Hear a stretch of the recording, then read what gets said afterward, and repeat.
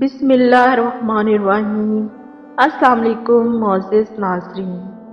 سورۃ البروج میں اللہ تعالیٰ نے اصحاب الخدود یعنی خندقوں والوں کا ذکر فرمایا۔ اس سورت کی شان نزول میں ایک واقعے کی تفصیل یوں بیان کی گئی ہے۔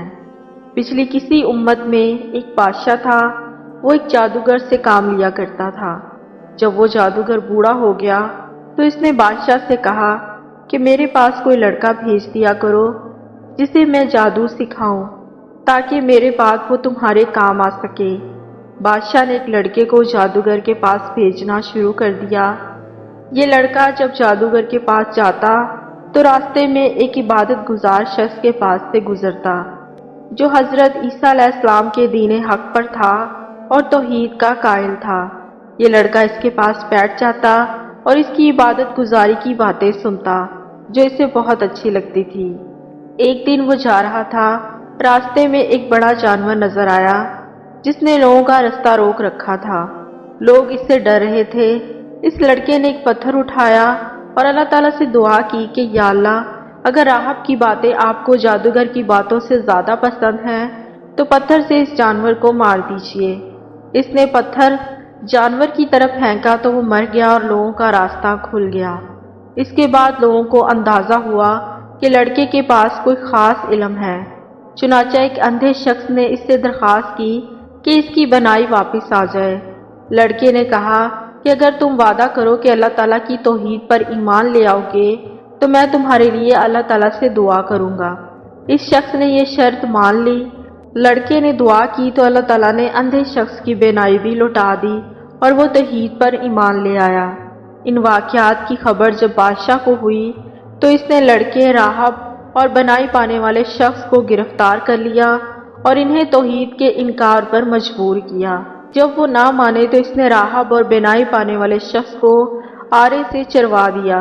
پھر اس نے لڑکے کے بارے میں اپنے سپاہیوں کو حکم دیا کہ اسے کسی اونچے پہاڑ پر لے جا کر نیچے پھینک دے۔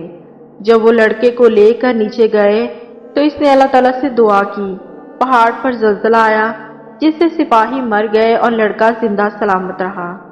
اس کے بعد پھر بادشاہ نے ان سپاہیوں کو حکم دیا کہ لڑکے کو کشتی میں لے جا کر سمندر میں ڈبو دیا جائے۔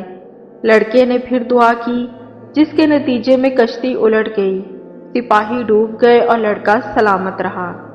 جب بادشاہ کی ہر تدبیر ناکام ہو گئی تو لڑکے نے اس سے کہا، اگر تم مجھے مارنا چاہتے ہو تو اس کا ایک ہی طریقہ ہے اور وہ یہ کہ تم سب لوگوں کو ایک میدان میں جمع کر کے مجھے سولی پر چڑھاؤ اور اپنے ترکش سے تیر نکال کر کمان میں چڑھا دو۔ پھر یہ کہو کہ اس اللہ کے نام پر جو اس لڑکے کا پروردگار ہے، پھر اس تیر سے میرا نشانہ لگاؤ۔ بادشاہ نے ایسے ہی کیا۔ تیر اس لڑکے کی کنپٹی پر جا لگا اور وہ شہید ہو گیا۔ لوگوں نے جب یہ منظر دیکھا تو بہت سے لوگ ایمان لے آئے۔ اس پر بادشاہ نے ان کو سزا دینے کے لیے سڑکوں کے کناروں پر خندقیں کھدوا کر ان میں آگ بھڑکائی اور حکم دیا کہ جو کوئی توحید کے دین کو نہ چھوڑے اسے ان خندقوں میں ڈال دیا جائے۔ چنانچہ ان کی ایک بڑی تعداد کو زندہ جلا دیا گیا۔ ان سب کو اللہ تعالیٰ نے ایسی ہمت عطا فرمائی کہ کوئی بھی ایمان چھوڑنے پر راضی نہ ہوا اور ان میں سے ہر ایک نے آگ میں جل کر شہید ہونا قبول کر لیا۔